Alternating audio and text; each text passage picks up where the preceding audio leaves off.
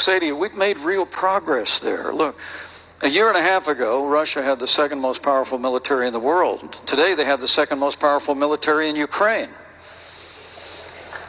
All right? That's progress. That's progress. And that's a result of what the United States and our allies have invested. But let me say one thing about Joe. Can I say one thing about Joe Biden on this? Okay. And I've been critical of him. Look, our administration came in, and the Obama-Biden administration had refused to give military support and resources to Ukraine. We ended that. We started providing Javelin missiles. I'll never forget standing in the woods a couple of weeks ago in a little town called Moshe, where a soldier told me about when the Russian tanks approached and how many soldiers they lost in the first 24 hours. And then the colonel looked at me and smiled and said, and then the Javelin missiles arrived.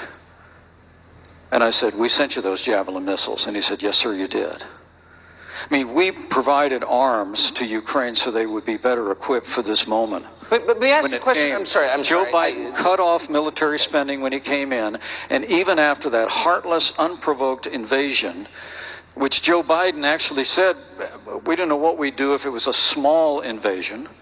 I mean, he signaled incredible weakness, especially after that disastrous withdrawal from Afghanistan. And all along the way, the Biden administration has been slow in providing military support. Make no mistake about this. We promised them 33 Abrams tanks in January. I heard again 2 weeks ago in Ukraine, they still don't have them.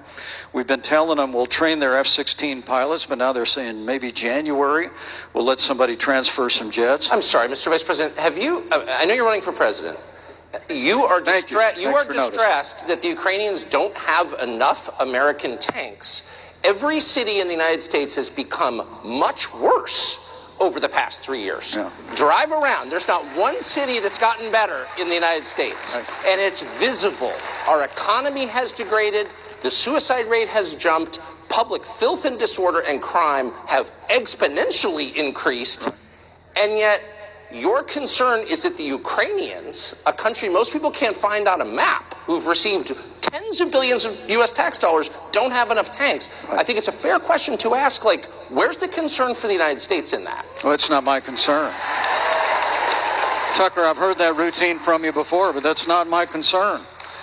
I'm running for president of the United States because I think this country's in a lot of trouble. I think Joe Biden has weakened America at home and abroad. And as President of the United States, we're going to restore law and order in our cities. We're going to secure our border. We're going to get this economy moving again. And we're going to make sure that we have men and women on our courts at every level that will stand for the right to life and defend all the God-given liberties enshrined in our Constitution. Anybody that says that we can't be the leader of the free world and solve our problems at home has a pretty small view of the greatest nation on earth. We can do both.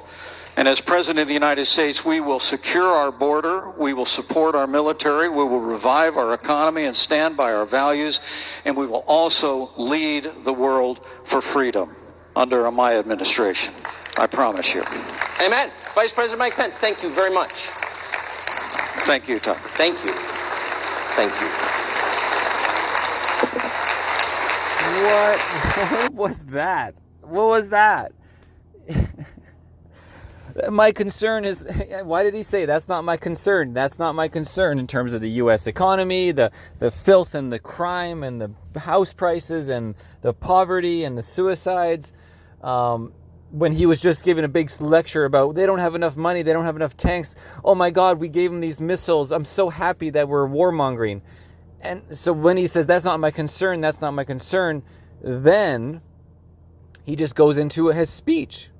He just reverted back to his speech. I think he maybe realized, like, oh, I can't say I'm not concerned. I'm not concerned. That's not what I meant. And then he just went into his play, like exact words he said over and over and over, probably 100 times, and he's read it to people, and it just sounded like just a recording. What do you guys think? Ernie Racing News. Is Mike Pence dead in the water? From my perspective, yeah, Ernie Racing.